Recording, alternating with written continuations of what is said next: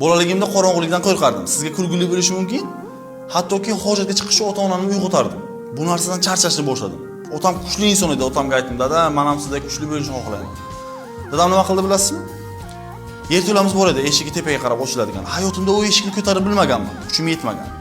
O'sha yerga qarab sudrashni boshladi. Nima qilishni bilmadim, panika.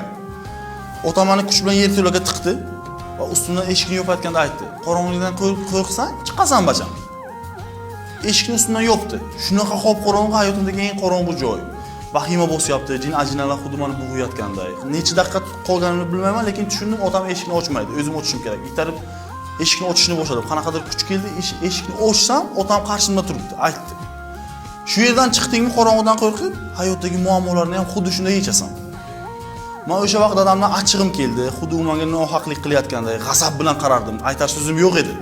Lekin hozir otamga aytadigan so'zim bor. Dada, sizga rahmat. Xuddi shunday hayotda Alloh ham bizga qiyinchilik beradi, sinov beradi. Biz aytishimiz mumkin, bu qiyinchiliklar men uchun qiyin.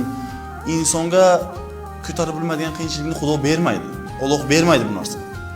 Har bir berilayotgan sinov bizani kuchli qilish uchun. Hech qachon muammodan erkak kishi qochmaslik kerak. Muammoga qarshi bo'lish kerak. Muammo bilan qachon yuzma-yuz kelasiz, o'sha vaqt asl kuchingizni ko'rasiz.